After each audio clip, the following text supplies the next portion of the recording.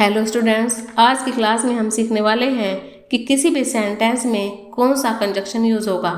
और ये पता लगाने के लिए सबसे पहले क्लोज यानी कि वाक्यांश और उनके बीच के रिलेशन को समझना बहुत ज़रूरी है।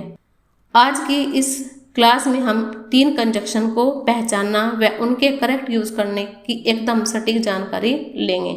मेरे साथ वीडियो के लास्ट तक बने रहे। यदि आपने अभी तक चैनल को सब्सक्राइब नहीं किया तो प्लीज़ वीडियो को लाइक, शेयर और चैनल को सब्सक्राइब जरूर कर लें। Number 1, coordinating conjunction. इस कंजक्शन का यूज़ कब करना है?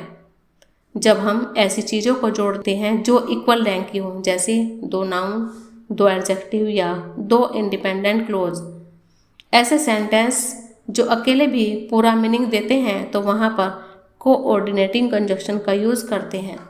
अब कैसे पहचानना है कि यहाँ पर कोऑर्डिनेटिंग कंजक्शन आएगा? कोऑर्डिनेटिंग कंजक्शन को पहचानने के लिए फैन वॉइस एक ट्रिक है जिसका यूज़ करके हम इन सेंटेंसेस को करेक्ट कर सकते हैं। कौन सी है? एफ से 4। रीज़न बताने के लिए 4 का यूज़ होता है। एंड 2 वर्ड्स या 2 सेंटेंसेस को जोड़ने के लिए एंड का यूज़ होता है। नोर निगेटिव चॉइस के लिए नोर का यूज़ होता है। बट 2 वाक्यों में या 2 शब्दों में विरोध दिखाने के लिए बट का यूज़ होता है। और चॉइस या ऑप्शन बताने के लिए और का यूज़ करते हैं। यट फिर भी कंट्रास्ट दिखाने के लिए यूज़ होता है। और सो इसलिए रिजल्ट या नतीजा बताने के लिए सो का यूज़ करते हैं। अगर सेंटेंस के दोनों हिस्से अकेले पढ़ने पर पूरा अर्थ दें तो वहाँ पर कंजक्शन का यूज़ होगा। एग्जाम्पल से समझते हैं। I wanted to study but I fell asleep. मैं पढ़ना चाहता था लेकिन मुझे नींद आ गई। इस सेंटेंस में बट का यूज़ होगा क्योंकि बट 2 अलग अलग कंप्लीट बातों को जोड़ रहा है, तो ये कोऑर्डिनेटिव कंजक्शन है। Number 2, subordinative conjunction. Subordinative conjunction का सेंटेंस में यूज़ कब करना है? जब एक इंडिपेंडेंट क्लोज यानी कि मेन क्लोज को डिपेंड क्लोज के साथ जोड़ना हो। डिपेंड क्लोज अपना पूरा मीनिंग देने के लिए मेन क्लोज मुख्य क्लोज पर निर्भर करती है, तो वहाँ पर सबऑर्डिनेटिव कंजक्शन का यूज़ होगा। इसके कॉमन वर्ड्स कौन कौन से हैं? बिकॉज, ऑल्दो, दो, if, unless, since, when, while, after और बिफोर। ये सभी ऐसे वर्ड्स हैं जिनका सबऑर्डिनेटिव कंजक्शन में यूज़ किया जाता है। कैसे पता लगाना है कि इस सेंटेंस में हमें सबऑर्डिनेटिव कंजक्शन को यूज़ करना है?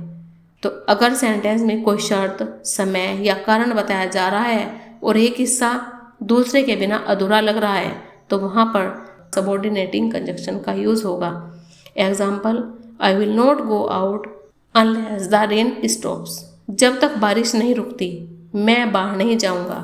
तो इस सेंटेंस में एक शर्त है कि जब तक बारिश नहीं रुकती, और जिस पर दूसरा सेंटेंस डिपेंड करता है, मैं बाहर नहीं जाऊंगा, तो यहाँ पर अनलेस पर सबऑर्डिनेटिंग कंजक्शन का यूज होगा। आई होप आपको अच्छे से क्लियर हो गया होगा। Number 3, correlative conjunction. ये कंजक्शन हमेशा पेयर में यूज होते हैं। कॉमन पेयर्स इनके कौन कौन से हैं? ईदर के साथ और, इसका मीनिंग है या तो ये या वो। नीदर के साथ नोर, न तो ये न ही वो। नॉट ओनली बट ऑल्सो, सिर्फ ये ही नहीं बल्कि वो भी। बोथ एंड, दोनों, वेदर और, चाहे ये। तो ये जो कॉमन वर्ड्स हैं इनका हमेशा यूज़ पेयर में ही किया जाता है। कैसे पता लगाना है कि इस सेंटेंस में हमें कोरिलेटिव कंजक्शन का यूज़ करना है? तो अगर सेंटेंस में 2 ऑप्शन या 2 क्वालिटीज़ या 2 एक्शन एक साथ दिए गए हैं और उनके बीच स्ट्रॉन्ग कनेक्शन दिखाना हो तो वहाँ कोरिलेटिव कंजक्शन यानी कि पेयर वाले कंजक्शन का यूज ही होगा। Example, he is not only intelligent but also hard working. वह न केवल बुद्धिमान है बल्कि मेहनती भी है।